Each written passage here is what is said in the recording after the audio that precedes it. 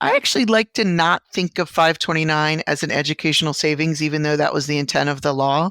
To me, it's just like another tax-advantaged vehicle. And what it's going to get done with in the long term is important. But what's really important is I've maxed out all my other tax-advantaged vehicles, and now I have this other option. Welcome to the Military Money Manual Podcast, where every episode is all about achieving financial independence in the military faster than before. We believe personal finance shouldn't be boring or intimidating. Building wealth can be simple, and financial freedom is the ultimate financial goal. Now, here's your hosts, Spencer and Jamie.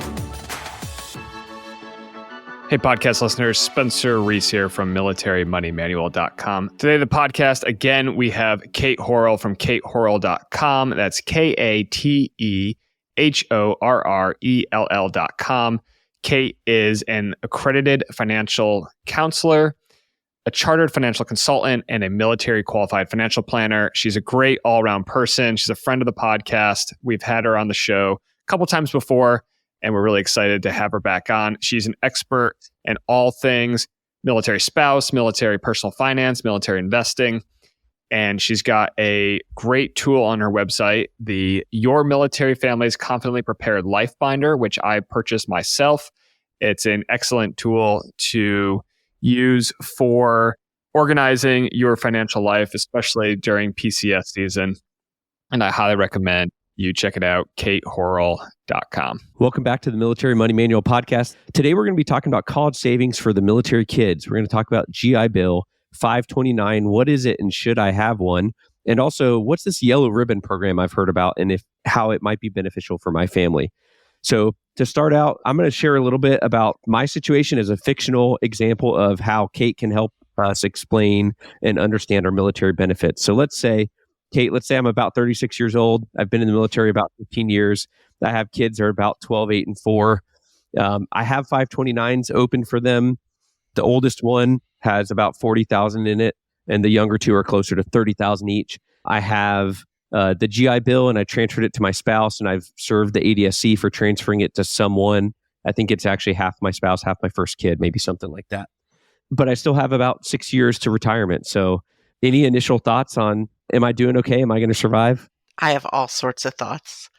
First of all, I want to say great job on getting that GI Bill transferred. That's the first big hurdle that a lot of people miss because it does, as you said, incur a service obligation. And it's a cliff service obligation. So let's say you transferred your GI Bill and you had a 4-year service obligation, you served 3.5 years, you still get 0 GI Bill out of this, right? You don't get 3.5 out of 4 years worth of the GI Bill. I would say maybe let's go ahead and transfer a month to each of those other kids. That does not incur an additional service obligation, but you want to get them on the books for purposes of the GI Bill. Then we start thinking about, hey, how are we going to actually use this GI Bill, right? You are starting to be in the range of actually thinking about usage. So what are you thinking? What is your vision here? I think one kid might be able to get a scholarship. And then I was thinking maybe like spreading out the GI Bill across the other kids. And I know when we had you on the podcast before, we talked about you know, maybe a year for each kid, or if one's going to get a full ride, then all the other stuff goes away. But my plan has always been, I think one could get a scholarship and the other two will either be covered by GI Bill and savings, or one by the GI Bill and one by savings, something like that. Yeah. So I like that you're thinking flexibly, because that's one of the big keys when you're doing college financial planning for a group versus just an individual kid.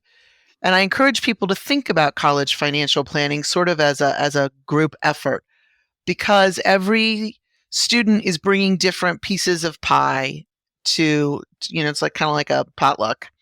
And as you said, maybe somebody has got more academic competitiveness. Maybe somebody really wants to go to a very expensive school, and that's just not the vision of the other kids. Your kids are pretty far apart, so this is going to be a challenge, right? Going to be a lot of making the best decision you can with the information you have, but totally knowing that that information is not going to be accurate in the long run, right? You plan the plan, but the plan doesn't ever, no plan survives impact. Yeah, you definitely want to be thinking about what are our different college resources. You've mentioned the GI Bill, you've mentioned scholarships, you've mentioned 529 plans. Which one of those resources is attached to the kid or the student? Because both you and your spouse could use these resources as well. And which one of these resources are movable, can be transferred around or between people? So GI Bill benefits can be transferred around.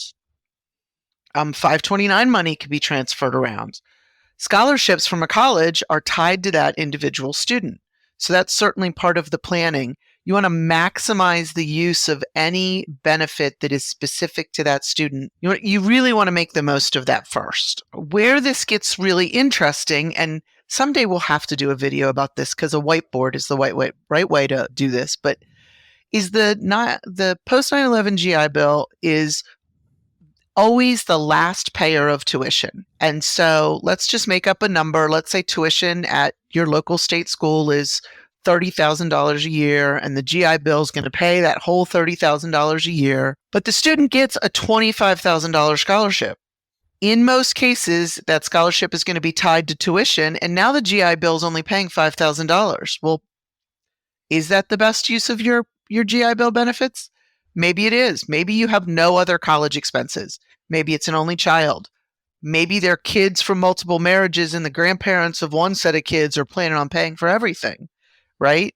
Like there's so many different variables that you can't really build a blueprint for the best way to do it because everybody needs to look at their own situation. So in your case, your oldest kid gets ready to go to school and you're going to sit down and you're going to say, well, where are they going? Hopefully cost has been part of that consideration, but once you make the decision, what kind of financial aid did they get? Did they get any merit awards? Did they get an athletic scholarship? Did they get the commissary scholarship? Did they get the local spouses club scholarship? And then, where does it make sense to use the GI Bill in the most advantageous way? We talked a little bit about 529s. A lot of times people are afraid, I think, of using them because what if my kid doesn't go to college, or what if they get a full ride or they get into the Naval Academy? Is that a valid concern? Yes and no. I'm glad people are thinking about it, right? Because you do want to think about things. The 529s are a little bit more flexible than maybe they get credit for. Yeah. So nobody's going to lose the money that's in their 529. They're just not. Under the changes in law last year, up to $35,000, I think it's $35,000, at some point can be moved from a 529 into a Roth IRA. So that's an option. Can be moved between students, as we were saying, right? Let's say kid A has $50,000 in their 529 plan, but they go to the Air Force Academy. Well, let's just move that $50,000 to kid B. Or you can always take money out of a 529 without any penalty if the student gets a scholarship in that amount. So maybe they don't go to a service academy, but maybe they go to state university, but they get a huge scholarship. Well, you can take the scholarship money, can come out and come back into your family's coffers. In addition, it's not just college. There are other educational opportunities that 529 money can be used for. And then the worst case scenario, let's say you put 50, you really are diligent and the child gets to be 18 and they have $50,000 in their 529 and they never go to college, right? And they get to say 30, 35 and they go, you know what, college isn't my gig. It's not going to happen. I don't want to use the phrase worst case scenario because I don't think it is a bad case, but the hypothetical worst case scenario is that money that you do pay a small penalty on it when it comes out. I like Spencer kind of referred to it as a fee. And I think if you think of it as a fee, maybe it's different from being a penalty. But in the vast majority of cases, the tax benefit from that money growing tax-free all those years is going to be more than that penalty. So with 529s, I have flexibility to move the money to another sibling, a cousin, a grandchild, niece, nephew, I think are eligible, or under the new law, like you said, I can roll $35,000 over to the IRA and it still goes in tax-free grows tax-free, moves over to retirement tax-free, and that tax benefit moves to that up to $35,000 per kid amount. So yeah, I definitely agree that there's a lot of flexibility there that people don't understand. And another area of flexibility is the time of use. Do I need to like spend my 529 down to zero by the time the kid is 21 or 22? Or you mentioned making a decision at age 35. It can go out, or could you still have a 529 or I still have a 529? To the best of my knowledge, there is not a limit on, when it needs to be used. I am 99.9% sure that I could open a 529 today. Would that make sense for me? I don't know. For me. Yeah. What about for parents, either maybe they're expecting their first child or they have one young kid? Is a 529, I mean, obviously not financial advice and no one size fits all answer, but is a 529 something to consider as soon as you hear that you might be expecting, start saving and growing tax-free? Absolutely. Obviously, we all need to meet our basic needs first, right? So people need to be paying their bills and paying off their debt and having an emergency fund and putting money into retirement. But once you've accomplished those goals, right, saving for the future, this is just, in my mind, I actually like to not think of 529 as an educational savings, even though that was the intent of the law. To me, it's just like another tax-advantaged vehicle. And what it's going to get done with in the long term is important. But what's really important is I've maxed out all my other tax-advantaged vehicles, and now I have this other option. The other thing I will say, and I've paid my last undergraduate tuition bill in December. Yeah. That was 8 times 4, 32 semesters of college that we paid for. I don't know anybody who has genuinely been upset that they had money in a 529. Even people who had the privilege of taking that money out unused and got to pay a little penalty for it, like they weren't mad. So, Kate, can you set up a 529 for like an unnamed individual, a future child or a future grandchild? That is a great question that I do not know the answer to, but I think you can. And, people look this up. But what you definitely can do is, as long as it's an eligible relative, you can transfer it, right? Wow, you stumped me. I love it. I think what you mentioned earlier, Kate, is like opening it in your own name and then changing the beneficiary later is 100% acceptable. Yep. So I just looked it up real quick. So because there's no social security number for an unborn individual yet, then you have to set it up in your own name, and then you can change the beneficiary later once they get a social security number assigned to them. We're all smarter now.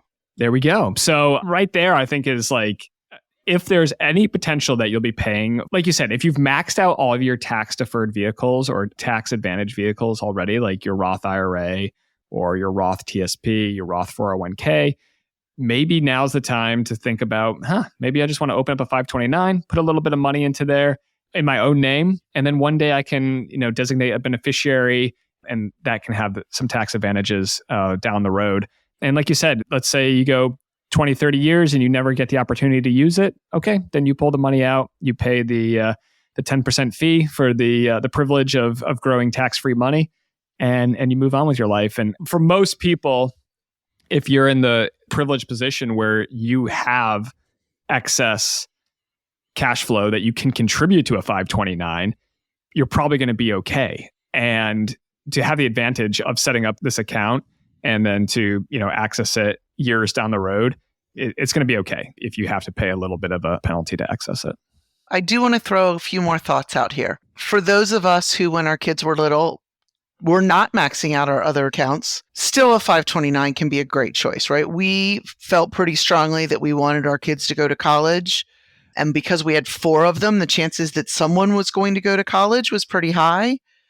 So putting money in a 529, even if it meant maybe we weren't maxing out TSP every year, can work out. Not saying to sacrifice your retirement, but a little adjustment of the schedule is okay. The other thing to point out is that sometimes 529 have state tax benefits. And if you're in that situation that your state offers you some sort of tax benefit for 529 contributions, it may absolutely make sense to divert a little bit of money from retirement and put it in the 529. Now, I've recently learned that sometimes that gets a little squirrely when the money comes back out again. For example, if you try to do that Roth conversion we were talking about and you had a tax break for money to going into the 529, it may have some tax implications at the state level in the long term. Just thinking about it kind of gives me a headache. But this is why at some points in lives you have to bring in a tax professional. Like sometimes we just can't do it all ourselves. The other thing to point out is we've been talking about 529 savings plans, but there's also 529 prepaid plans where you pick a state and you are buying basically into their state university system. If you have confidence that your child is likely to go to school in that state, or if that state's refund policies are advantageous, then that may be a logical choice as well. Just a quick note from one of our sponsors, and then we'll be right back to the show. It's no secret Spencer and I are both huge fans of the Thrift Saving Plan, the military's version of the 401k retirement plan. We've both been investing in the TSP for over 14 years and are thrilled to announce we've consolidated all the information you need to know into a new course called the Confident TSP Investing Course.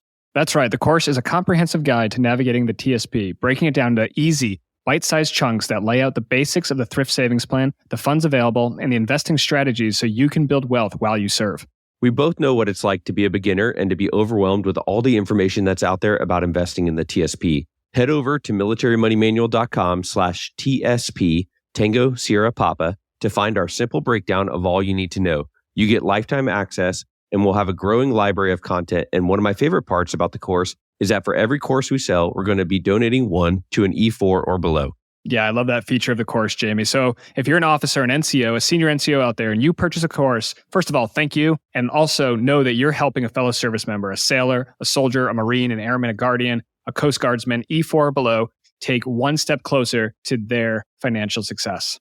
The link's in the show notes, or head over to militarymoneymanual.com/TSP, where you can sign up for the Confident TSP Investing course. Now, back to the show.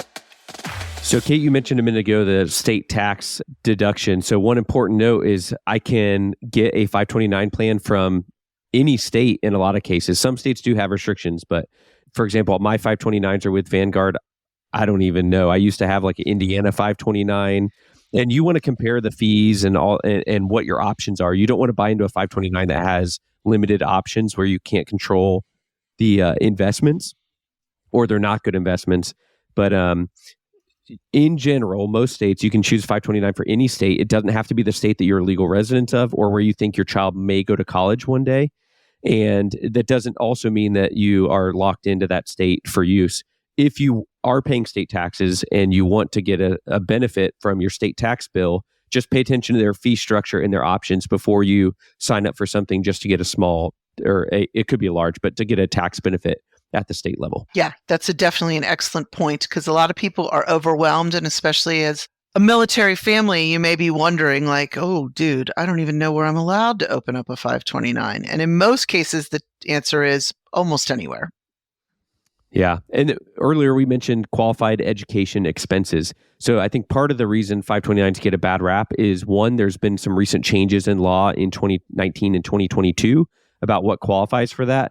So things like college, graduate, or vocational tuition or school. So if you had a 529, you could go back and get a vocational certificate and have your 529 potentially cover it. It now also covers elementary and secondary school, K through 12, tuition and fees, books and school supplies, even student loan repayments, room and board, computers, internet, software used for schoolwork, and special needs and accessibility equipment for students. So it's not just what if my kid doesn't go to college, but it's like, will my kid ever have any educational expenses? Could I see my child or my grandchild or my niece or nephew ever going to a private school for K through 12? Lots of options and flexibility built in there. Yeah, it really is a pretty powerful tool. And I will say, despite successfully getting 4 kids through college, I wish that we had saved a little more earlier on. It all worked out, but it may have been a little less stressful along the way. Like, nobody's ever been sad that they had more savings. That was, I think, in Psychology of Money, Morgan Housel talks about that, where just save to save, right? If you have no reason to save, you should still save because you don't know what the future holds. And you don't know when you're going to be very thankful, very grateful that either you have that little bit of wiggle room in your monthly cash flow where, 10%, 15%, 20% or whatever is being diverted to savings, or that you just have some kind of expense where you're like, man, I'm really glad I have $10,000 sitting in this account over here and I don't need to max out a credit card, or I don't need to borrow money from a friend or a family member. And I think that's extremely powerful. And it goes for college savings as well. Like, even if you've got it figured out perfectly, like, okay, my kid's going to this school, they're going to use the yellow ribbon program, the GI Bill, it's all going to be covered. That's great. But it's okay to have a little bit of extra savings in a 529 to cover something extra. Okay, one of the other concerns that I have personally, I would like your perspective on. How do I know when I have a good enough plan or I have enough savings, if you will? I see those graphs where the college inflation line is well above the price of milk inflation and the regular US dollar inflation. Do you have any tips or ways to think about what do I actually need to have saved? I see some articles say that college might cost $250,000 a year in 10 years. Wow, that is a great question. And I have to admit, I don't run into a lot of people who sort of hit some sort of threshold of enough in college savings, just because it can be very expensive. It is probably accurately predicted to get even more expensive. And because it is a decision that logically should be made with finances in mind, but there's so much emotions wrapped up in it that people would rather not have to make their decision based on money. In your case, I think you could pretty rationally use one of those college calculators and put in reasonable numbers, a reasonable inflation rate, keeping in mind that the cost of education has been increasing at a significantly more than the actual inflation rate in the last couple of decades. And then, see if you find a number that works in your brain, which I realize is very unscientific, but the real number is probably ridiculous and unattainable. Like, we all just have to be honest about that. The other thing I would say, though, is the flip side, or the other angle to this question is, what can you free up in the rest of your budget? So my husband's and my strategy was, we socked every single penny into TSP and IRAs and my solo 401k until our kids started college. And then we didn't stop, but we throttled back very dramatically. But because we had been so diligent up until that point in time, we could effectively stop contributing to our retirement accounts, and that would be fine.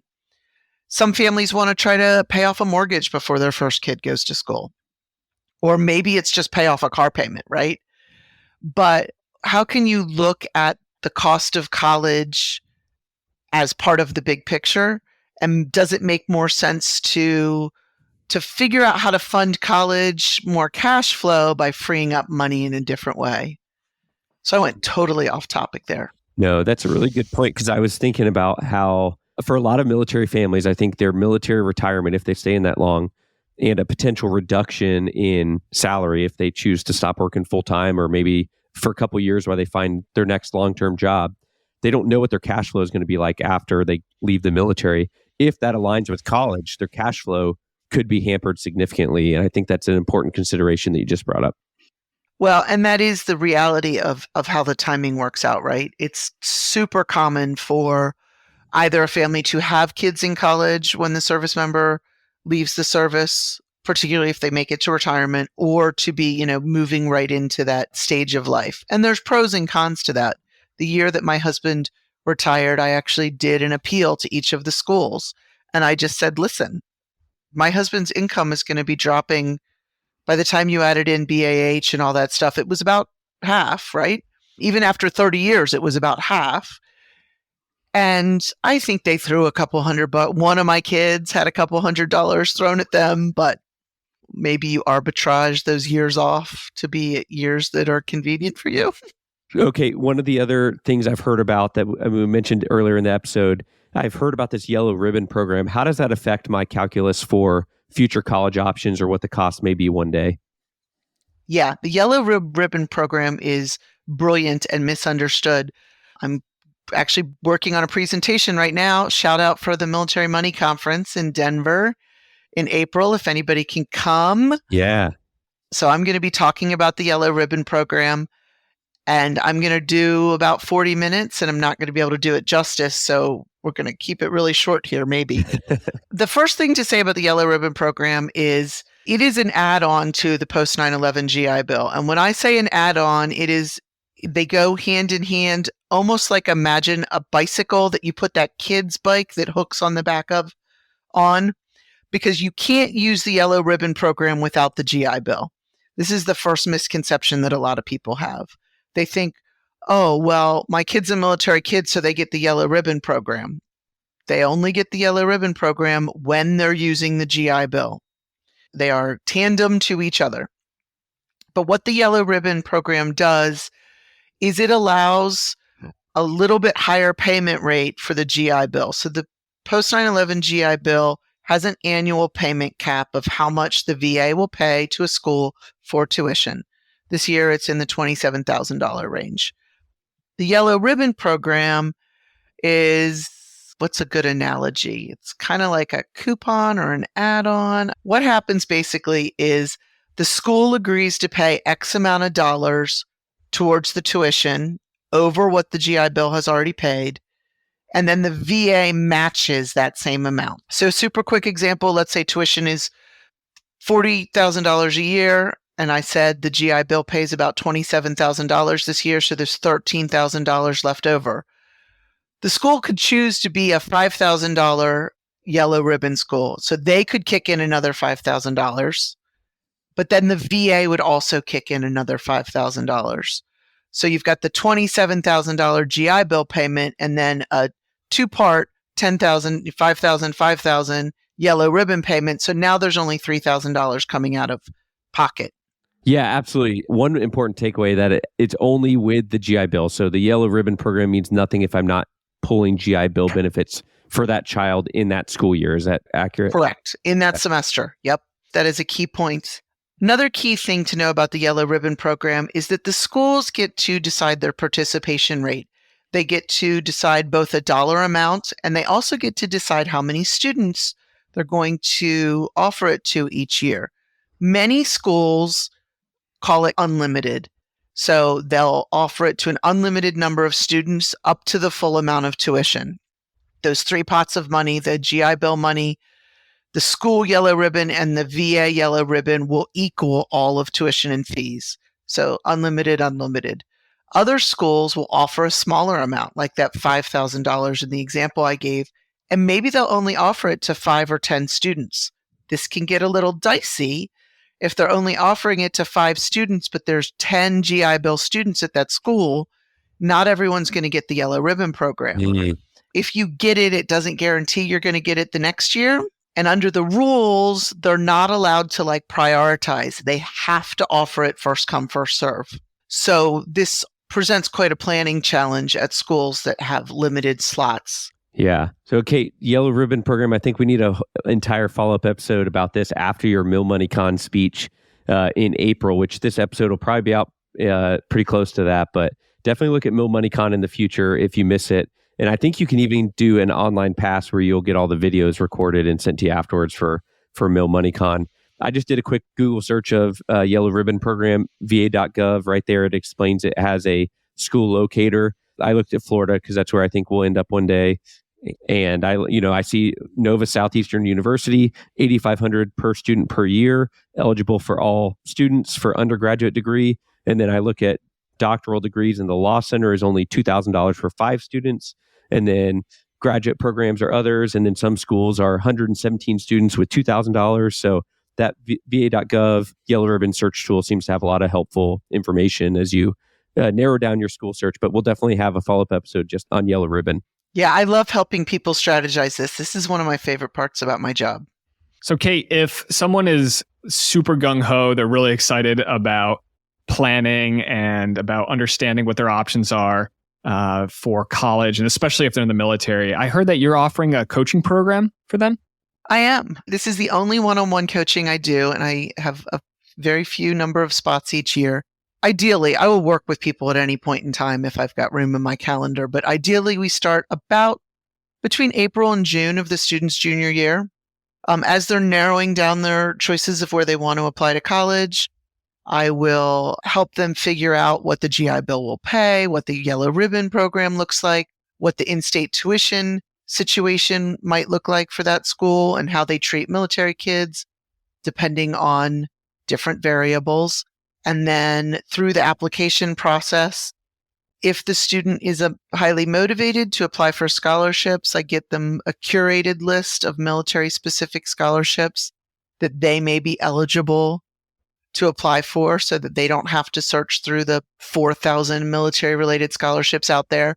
And then as the financial aid award letters come in, I can help parents decipher those and again, figure out where the military benefits are being used, if the school's got it right, or if there's something a little strange. And then just look at the whole picture very holistically in terms of, do we want to use 529 money? Do we want to use GI Bill? What does the next kid's situation look like? As we were discussing offline, I never tell people what to do. I am not an advisor, but I make sure that they have all of the information available to make a good decision that they are happy with. That's awesome. College can be one of the six-figure decisions that maybe one of the first six-figure decisions that a military family might face if they've never purchased a house or, they've never made a large investment. And it can literally change kind of the trajectory of a military family's financial situation, but also the child as they're growing into adulthood change their trajectory as well in life. And so that's an awesome opportunity that you're offering to people to work with you one-on-one. Where can people find out more about the program or get in touch with you? Yeah, if they come to katehorrell.com, there's a link there to just click on work with me and shoot me an email. And I'll let you know if I have room and, have a quick phone call to see if it sounds like we're going to be a good fit. You can see if you think that I'm going to be able to give you some help. Because as you said, it's kind of an inconvenient truth that the biggest financial decisions we make in our lives are the ones that we make the least frequently, right? Yes. SBP, buying a house, sending a kid to college. And you can't be great at it if you've never done it before. So bringing in some outside help is not a terrible thing. You know a thing or two because you've seen a thing or two, right? Like they're capitalizing on your experience here. And all it takes is, once you go through the process once, you'll feel like an expert, but then you'll never do it again, except if maybe if you have younger kids. But especially if this is kind of your first kid that's going off to college, I think talking to someone who's been there, who's done that, got the t-shirt, I think that's an awesome opportunity. I'm really excited that you're offering this coaching program to people. Well, thanks. Hey, Kate, thanks so much for coming on the podcast and talking to us about college strategy planning for military families. The nice thing about being in the military is there are a lot of options. There's a lot of opportunities out there between the 529 plans, the GI Bill, the Yellow Ribbon program.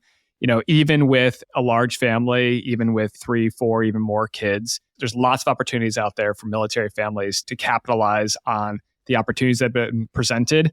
And I would say that for most military families, there is an opportunity out there for your children to attend university, some of the best universities in the world, for either free or a very discounted price. And that's a tremendous opportunity that I'm really proud that our country has made that commitment to our military families and that these opportunities are out there. So thanks for kind of pulling the curtain back a little bit on some of the opportunities there. Again, that's you can Google, Yellow Ribbon Program, 529 plans, the GI Bill, and how you can transfer that to your dependents. And you can go to katehorrell.com to check out Kate's articles on all of those programs and some of the strategies that she's used to get her kids through universities. And Kate, you've also got a Confidently Prepared Life Binder, which is now fillable. So this is a really cool product that Kate has put out. I bought one. I think Jamie's got one as well. Yep. And it's one of those things that once you see it, you're like, oh, duh, like I need to get this and fill it out and make sure that my loved ones know what's going on. I just read this article in the New York Times the other day, and it was about a military spouse. And she was writing about how they're out to dinner and her husband is a paratrooper in the Army, and they're having a couple glasses of wine and his phone rings. And he puts it down and she sees that look in his face and she knows, okay, in like 48 hours, he's going to be gone and I don't know when he's coming back. And when you have a binder like this, it doesn't make it easier, but it does make it a little bit simpler. And I think every military family can benefit from having just all the information collected in one place. And so when that call does come, the caregiver is, or whoever the provider is, especially when there's kids on the scene, it's very useful to have all this information collected. So that's Your Military Family's Confidently Prepared Life Binder. You can find it at Kate Horrell. That's KATEHORRELL.com. And thanks again for joining us on another episode of the Military Money Manual Podcast. Thanks so much for tuning in to this episode of the Military Money Manual Podcast. If you're enjoying the show, please feel free to rate, subscribe, and leave a review wherever you listen to your podcasts. This helps others find the show, and we really appreciate it. Thanks again for tuning in, and we'll catch you in the next episode. The views and opinions presented here are those of the speakers and do not necessarily represent the views of the DoD or its components. Reference to any commercial products or services does not constitute DoD endorsement of those products or services.